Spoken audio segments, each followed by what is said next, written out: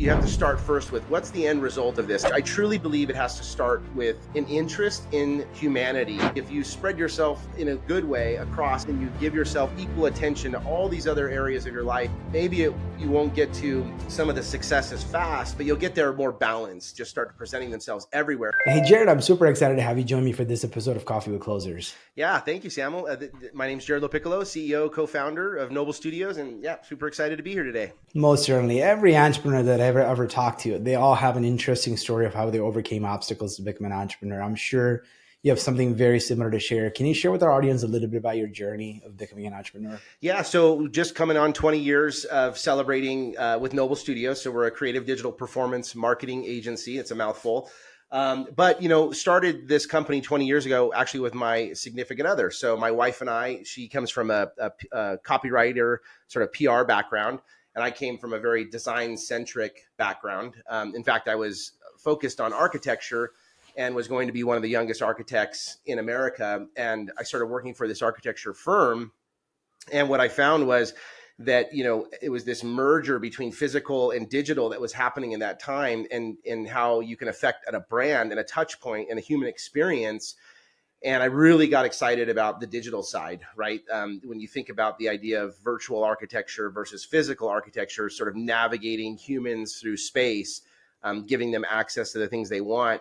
And then just being in my early 20s, and it just made sense for us both to start the company and really lean into the marketing space. And so just like every entrepreneur, their journey starts one way, and then you find a fork in the road and you sort of follow it. And then you wake up and you're like, okay, I'm an architecture major at one point, and now I'm an entrepreneur, in another. Yeah, most certainly. So obviously starting a business in itself is a challenge. Yes. But then starting with a spouse or a significant other is a completely different story. So can you share with our audience a little bit of how did that make it either whether it be challenging or overall beneficial for you from an entrepreneurial journey? Yeah, I think whether it's a partner, or a significant other, or but just when you start business with someone else, I think the key is to make sure you're in alignment, right? Of like, what does the end result look like? What is the end goal? What are we working towards?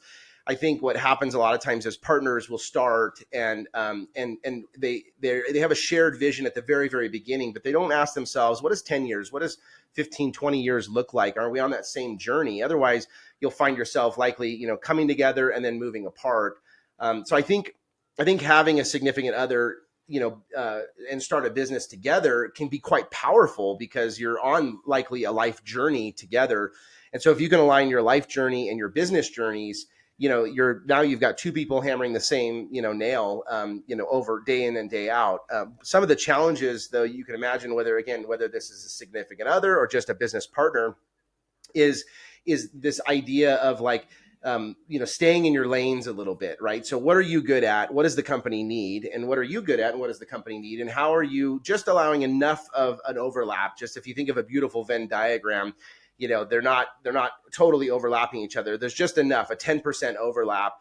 And that might be around, how we form culture or what is the vision of the company. And so you have all these, these common sort of alignment pieces, but then you let each person really activate and unleash their best version of themselves in their area of focus. And so mine happened to be, front of the company, sales and marketing, vision, kind of really vision, out in public, doing, sitting on board of advisory groups, so really outward facing, and the seasons, being that she comes from a copywriter background, right? Telling the story of other companies, really harnessing and understanding their brand and, what is their value to the world. And then the other parts, which she really enjoyed, which is really fostering a healthy culture, making sure that, the operations and the logistics of our company itself was best in class. Even when we first started and we only had a few employees, like really projecting ourselves to have hundreds of employees and, setting the systems and processes up for that. So I think that's the big key thing, is like making sure you find your area of focus and stay within those lanes, and then respect each other, right? Respect each other's contribution to the company. I think that those are some really great takeaways. Again, whether you're, going into business with your significant other or you're just, you have a business partner, I think there could be some nice takeaways there. Yeah. I mean, I think you've brought a great point in terms of staying in your lane, sometimes recognizing, I think how do you make a marriage work? It's complementary, right? Yeah. The relationship is complementary, and no two people are good at both. Like both of you are not good at everything, right? So you got to know who's good at what, and then just being able to do that. And I think that's important in business partnerships or even in relationships. So clearly, you had that support structure, you had your significant other working with you to help build that company. But I'm sure there wasn't, it wasn't just all without challenges. So what were some of the obviously you're in a big milestone, right? 20 years in Yep. business, having been around that long, certainly have a lot of different challenges that you faced over the years. So what are some challenges that you've seen over the years that you've been able to overcome Well, that might be a lesson for others? yeah, and what comes to mind right off the bat is being that, I am an entrepreneur, a creator, and so is my wife, and significant other. That you have a tendency to say yes to a lot of things, right? And that's, you think of any entrepreneur, no matter what business you're starting, you typically say yes to everything, because you're sampling, right? You're sampling the market, you're sampling the demand, you're sampling whether or not you can be profitable offering those services or solutions or products. And so I think where there was a really kind of growth moment was about 4 to 5 years into the business, was to really start saying no to some of those opportunities. And instead of not looking at them as opportunities, but looking at them, potentially as distractions, and so really honing in that vision and mission for your company. And so that everything you do, every relationship you build, every partnership you build, every stakeholder you involve, every client you onboard, they should align to that same vision and mission. And I think that is something that a lot of entrepreneurs, face and struggle with, is this concept of like, I can say no and it's okay. And in fact, you'll actually gain more respect over time by saying no and being disciplined in the decisions. And people want that, right? People want to be around others that are sure of themselves and are not so hard-headed, if you will, but just are confident in making those decisions. And as an entrepreneur, you also have a tendency to be kind of a host in a lot of ways, always pleasing, making sure everyone's taken care of, kind of over servicing, if you will, at times. And so really dialing that back and building that discipline. So that, I would say, that was probably one of the number one things. And then I guess the last one that comes top of mind is this idea, about really valuing the other parts of the business. And whereas for me, I value sales a lot, right? New client relationships, new opportunities, innovation. I'm on that tip of the spear. And what happens is a tendency for people that are like me, won't value, say, the operational side as much or the servicing side as much. It doesn't really hold my attention. But the reality is both of those need to work in harmony with each other, almost like the sun and the moon, right? The sun is so bright and it creates life, but the moon kind of holds us all in balance, right? And with the oceans and the tides and everything else. And so I think it's really about this concept of really respecting the other parts of the business and the people that manage those parts as equal, even if they maybe don't come first in the cycle of how you do business. And so those would be the two things: kind of saying no when it's time to say no, and really respecting the other parts of a business. And that can be, again, whether it's people or partners, or even just departments. Yeah, I mean, I think the biggest challenge entrepreneurs, especially visionary-minded people, they're just idea people, have a tendency to see new opportunities and whatever they call the shiny object syndrome, right? Like you see possibilities where people may see difficulties or obstacles, and you're just able to find solutions. And you, like you said, may commit to new offers or commit to somebody's request, and then you don't necessarily think about how complicated it is to fulfill this promise that I've made. And so understanding both of those things are super important, right? It's not saying no to everything just because somebody's willing to give you money, or someone is offering you some sort of some sort of a positive offer. So essentially, learning those things are some big wins as far as building a company. So obviously, you mentioned you're focused heavily on sales and marketing. Yep. So tell us a little bit about some of the strategies that really worked for you. Having been in business 20 years is not easy to do, right? Like the actual statistics on business growth and sustainability kind of dwindles down, right? Like, so what have you done well to actually help acquire customers and stay in business and to thrive over these years? And I know you've expanded beyond just the US market and even expanded into Europe and outside of that as well. So what are some of the strategies that really worked for you well in terms of acquiring customers and growing? One of the things that that I think is the most important and probably the most fundamental part around, creating a really healthy sales and marketing engine that brings in MQLs, that converts to SQLs, and some of you might think I'm going to talk about a specific channel or a tactic, but it's a philosophy, and it's really about the idea of building meaningful connections. And what I mean by that is that finding an authentic relationship with someone, and it could be over anything, right? I like to travel a lot. So, sometimes that gets brought into conversation, and all of a sudden I tap into, someone else who likes to travel. And next thing you know, we're bonding on traveling. I have kids, right? A 20-year-old and a 17-year-old. Maybe that's where I find that authentic, connection. But I truly believe it has to start with an interest in humanity as a whole, and sort of this philosophy that I want to expand and be curious and meet other really interesting humans. And the reality is I probably have some authentic way of making a connection. So I think it has to start with that. Then you can start getting into, okay, how do we actually like mass produce this, right? How do we use LinkedIn and create an account-based marketing strategy that targets our ideal client profile? But again, right, when you're starting to communicate with that contact or that ideal client profile, you need to do some digging. You need to, for the information that's available on that person, you got to find out, where did they go to school? What sports teams did they like? And not just using that to forge a connection because you found a way in, but if you don't like sports and they happen to love sports, that's not what you're going to bond on, right? You're not going to make that connection, even though that might create a higher open rate of that in mail or that newsletter, or whatnot. You really need to make sure that you as an individual at the end of the day, who's going to be accepting a phone call, who is going to make that connection with that other human, is that you're actually building that authentic, connection. And as you can imagine, being in business for 20 years, the tactics have changed, right? When we first started the company, it was MySpace. There was no smartphones. I think we had the Trios at the time. And, so the landscape's changed, but the philosophy of building deep, meaningful connections has not changed. And so that's the one piece of advice that I would give is whatever those channels are, wherever your audience is, really be an authentic human, because we have so much noise and so much spam and so much outreach that's happening that you should not play the volume game. You shouldn't say, well, you know what? We have a 3% open rate. So let's just blast 1,000 people and we'll get, 30 people that will respond. Instead, tighten up your tactics, right? Find those deeper, meaningful connections. And now you maybe only need 100 and you're going to get 30 to open that. So I feel like that's the real kind of message or advice that I would give over the last 20 years is really, every single human that's out there, you can find some connection and bond over that, and use that as your sort of vehicle into an opportunity.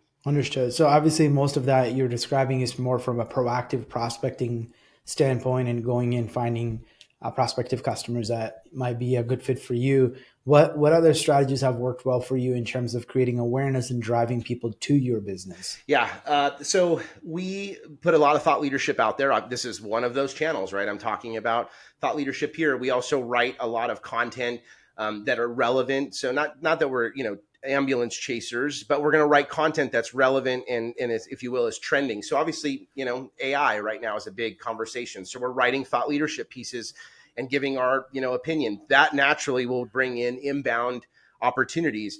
And then back to that philosophy, right? When that inbound comes through and you're having that first initial, call it the qualification call, it's important to, find a little bit more, build chemistry with those people on the other end. Ask them, what does success look like? Not from the company standpoint, right? Okay, we're going to sell 10,000 more units by the end of 2024.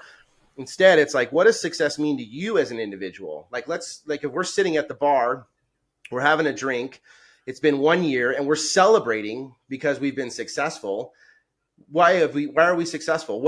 How are you personally successful? And they might say, you know what, I'm successful because I've proven myself. I've moved up. I now have this new title. I have a team. I finally got the team that I wanted.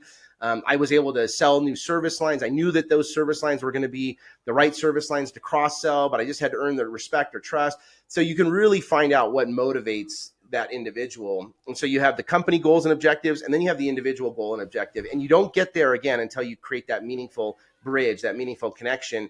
And then at that point, you you've won the game, because you're having the right kinds of conversations. And this all assumes that the inbound leads that are coming in, they're to a certain degree self-qualified, right? They know, they've looked at your case studies, they looked at your service offerings, they looked at your proof points because you got 5 stars here, or you got, you've been featured in these publications here. So, we're assuming that they're already pretty qualified coming in. And then that allows you to spend the majority of that qualification call really just focused on building that chemistry and kind of looking at what those future states look like in terms of success. And that's helped out quite a bit. So. Most certainly. So obviously you've been doing something right for you to have been in business 20 years, right? So what are some lessons that you've learned, that you think, things that you've implemented that really helped you to kind of grow the company in a sustainable manner? What are some of those things that are just timeless principles? Yeah. We operate, so our strap line, tagline, motto, whatever, mantra, whatever you want to call it, is it's an organizational thought. So it works internally and it works externally. And it's this concept, and we call it, let's be better every day. So it's an invitation for us to look at the world and say, we could be better. And so I think when you think about why we've been in business for 20 years, we are not doing the same things we were doing 20 years ago. They've all evolved. And if we lead with this sort of like life learner, I operate on a 30% learning curve every single year because the industry we're in continues to change, and you embrace that change and you lean in with curiosity, then you're going to be naturally successful, because you're going to not, sort of sit on these old past ways of doing things and let your ego get in the way. If anything, you lead with humility, empathy, and vulnerability, with that sort of idea that I could be better. I know I could do this better next time. I can make that campaign perform 3% more if we just tried new audiences or didn't run it on the weekends or this or that. And so it's the concept, and it's the subscription to that we can always be better. And I think that that's really helped us. That acts as, if you will, like a beacon to attract the right kind of culture and talent, right? And the right kinds of clients. So we have clients that also subscribe to that, let's be better every day. And we have the talent that comes to Noble Studios. They know that when they come here, because we have the brand for it now, that they're going to, like 1 year in Noble is like 7 human years, as a joke, the dog years. And so they know they're going to be better as well. And that's all we want, right? As humans come to us, whether it's to work with us, partner with us, be a client of ours, we want them to be better when working with us and when they leave us, because eventually people leave and move on, and that's okay. We want to be better having met them, and we want them to be better having met us. And so I think that's sort of a mantra. If you can live by that, I think you'll be able to, keep your business alive as long as you possibly have the energy for it. Mm-hmm. So how have you as a leader and actually the founder evolved over these years? I'm sure you're not the same person when you started, right? So certainly what has impacted you the most, and how have you changed? Yeah. So, you can hear I have a lot of energy. I don't know if that's ever going to go away. But I would channel it in those earlier days to being this idea, this servant leader, right? Only serving the clients and at all costs. And I remember there was this, this one moment in time where, and again, whether you work with your significant other or you're just an entrepreneur, you likely have family and friends that also, you have relationships with, and that you need to sort of balance outside of just putting everything into your business and neglecting them because they're not as important, or you just take them for granted. And I do remember this. It was Friday, December 5th, like 15 years ago.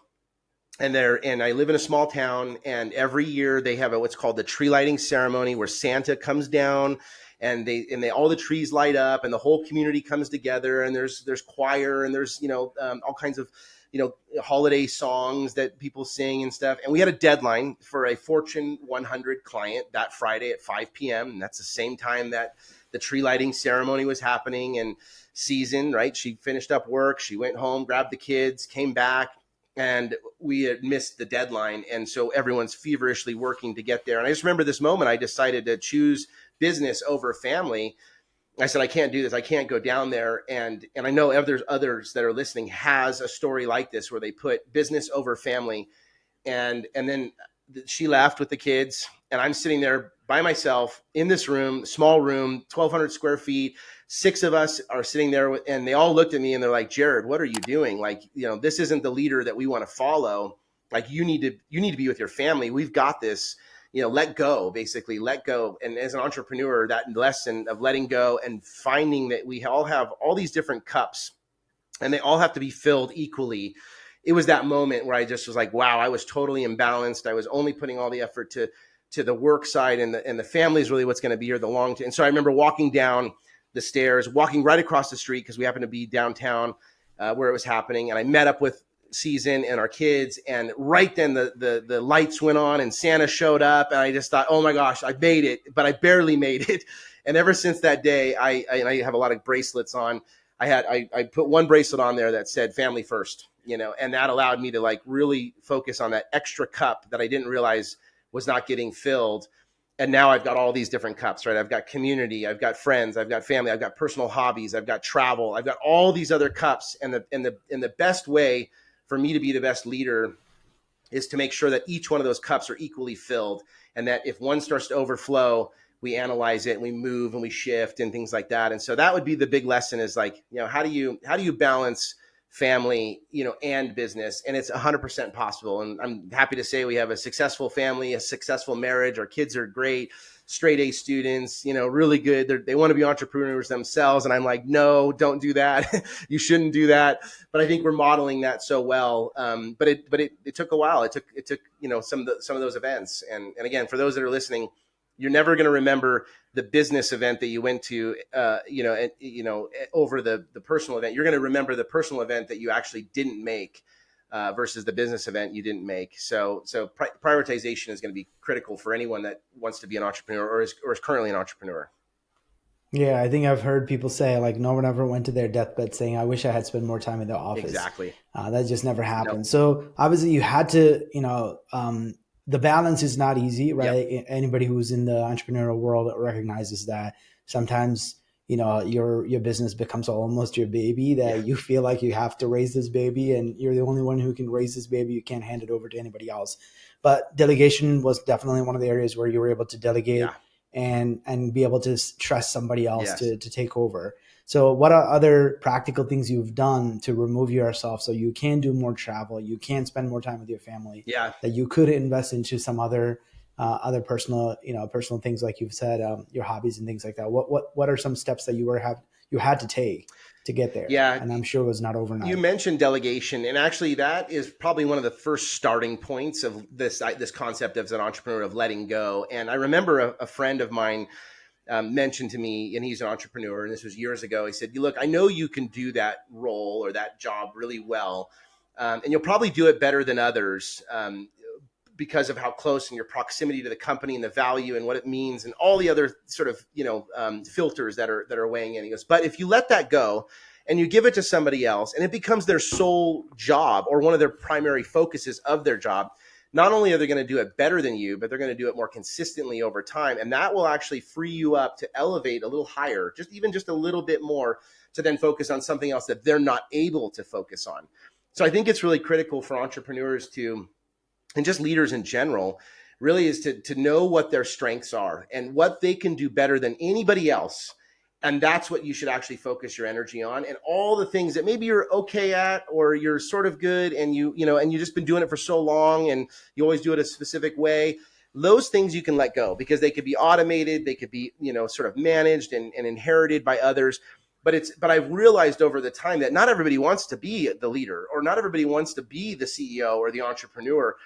And that's your role. That's where you got to get as close as possible to being that, because that's not what they want. They want to be able to own that repetitive task and do it the best they can possibly do, over and over and over again. So I feel like delegation is sort of like you crack that open, and that immediately starts to change the mind of the entrepreneur. And then I think the next step of that, if you haven't had this already, is really making sure that you know what the vision and mission is of your company, and that you have your core principles and your values. You have a 10-year target. So you're focused on what is my 10-year target. You break it down into what is a 3-year target, all the way down to what is a 1-year target. You know what your ideal client profile is. You know what your purpose is. You know what your niche is. your verticals that you want to focus on, the services you have. And once you have all of that and it's documented, and you constantly reevaluate it like on a quarterly basis, then you have to share it to everyone, and everyone has to also follow it, and it has to be shared by them. At that point, you now have the entire company aligned to the direction and the vision, and they will make decisions on behalf of the vision and direction and mission of the company, not because they want to go to make sure that Jarrod thinks, is this going to be okay, that this is what Jarrod wants, or this is what Season wants, or this is what BC, our other partner, wants. No. They should be making decisions based on where the company is setting its course and charting its course, and as opposed to, going to the individual and asking that. And if everyone's rowing in the same direction, you can accelerate quite quickly, and you can expand. And then really opportunities just start presenting themselves everywhere, and they're filtered opportunities, right? They're not just all this noise and shiny objects and somehow we can make this work. It's the right opportunities start to present themselves that you can take advantage of. Yeah, I mean, I think kind of like you said, I think if you don't have like the vision, values, and goals and all of those things well established and shared amongst everybody else, they don't have a map of where we are going, and they can't. Sometimes as visionaries, entrepreneurs have the ability to see things that others don't. Yep. And if you can't document it and share with them, sometimes they struggle to kind of see the future, and then they may not follow, right? And then you have issues of why employees leave because they just didn't have a visionary leader that was able to paint the picture of where we're headed. Yeah. Very good points there. Certainly worthwhile. So obviously you've helped a lot of different types of organization. You have pretty reputable brands like Adobe and all of those different companies that have worked with you. So tell us a little bit about how you help your customers. Yeah. So when we first sort of interact with a client, we really like to peel back, like, what is the goals of that company, right? So if it is an Adobe, and when we worked with them, their goal was they wanted to get their product into all of creators of the world, and they believed that everyone was a creator. And so when we came on board, we helped them get to all the universities in the United Kingdom. And so it's really important you align first to what's the vision of them as a company, and then as you back into a project, everything again ladders up to it. So if we're working in the travel and tourism space, which we do a lot of work in, their goal is to bring tourists into market, right? To experience, to stay in hotels, to work with tour operators, to build memories, and to share those experiences. And then so that's part of it. But then you look deeper into it and you think of, like, one of our clients is San Luis Obispo in California. They've just pledged that their city will be carbon neutral by 2035, right? So that's that. So when now everything starts to build towards that, right? The partnerships that we help them forge or create, the branding that we do, all the way down to the branding that goes on the garbage cans that talk about sustainable slow. It all ladders back up to that. Even the audiences that we target, we want to make sure we're bringing in sustainable audiences. So, how do we build a sustainable audience? We look to see, do they own electric vehicles, or do they have intent to purchase electric vehicles? Do they have this certain household income? Are there activities? Are they stand-up paddle boards or yoga or hiking or biking or running? Those are the kinds of attributes that help build the sustainable audience. So all of it comes off of knowing what's the vision and mission of that company. And sometimes we get into companies who have a very charismatic leader, who have built partnerships, but chase things, right? They chase things because that's what a lot of us entrepreneurs do. We get tired of kind of hammering the same nail, if you will. And so sometimes we come into these companies, we say, okay, hold on. So 4 years ago, you were doing this, and now you're doing this. And then sometimes we actually have to, at the very front, like, help shape their vision and mission of their company. And that's through a lot of the brand strategy services that we provide. That is really fun. It's a little scary for the client, but it's a really fun moment because we really get to unpack everything and find where's their place in the world, what's the demand, how are they filling it? And then we position themselves where we find a gap, right, between competitors or between service offerings or whatnot. We find that gap, and then we really exploit it in a very positive way, and we build everything off of that. And so that's kind of how we approach, no matter what client, no matter what industry, travel and tourism, B2B, healthcare. We do a lot of work in universities. you have to start first with what's the end result of this, not, which is what I think a lot of people will come in. They'll say, so, okay, I heard you need a new website. So what's that going to look like? It's like, let's stop. We know that's, that's a vehicle that they're going to need, a marketing vehicle, but let's start at the very big, what is their goal and mission? And then let's go back into the actual like ways of getting there. Yeah. So the challenge is when you get, especially in the creative space, or if you're working as an agency, a lot of these bigger projects come through RFPs. Yeah. And you don't necessarily get the opportunity to uncover some of these things that you're describing, or even explain to them that your process has this unique approach to help them kind of understand their big vision and then how you're going to realize that. So how do you overcome those sort of obstacles, especially when you don't have that sort of a opportunity to kind of explain your differentiations? Yeah. So we do, and like everybody, you're subjective to RFPs. We have a pretty strict approach to RFPs. So, we have a checklist, if you will. One of those is, do we actually have a relationship on the other side, right? And if we don't, you're effectively going in as a cold, prospect, going in, and that's not good, right? Automatically, the percentages are against you. We also want to make sure that if we're applying for an RFP, that we have the right proper case studies or analogous, projects that we've done, so we can speak to those to show that we've encountered this challenge before, and this is how we've tackled it, and this is how we would do it for you. Obviously, when in the marketing space, you have to put together pitch decks and things like that. So we do the best we can to not oversell Noble Studios, but really kind of talk about the differentiation that we have, and by doing that, by helping frame that, we're hoping that we're addressing the RFP questions, and at the same time seeing that we approach solving business problems differently than maybe the comp set that we're going after.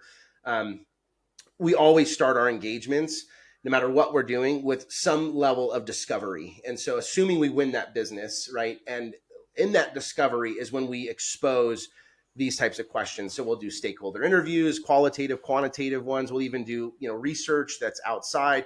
All of it is going to be starting with the big, are we solving the company's vision and mission that they currently have?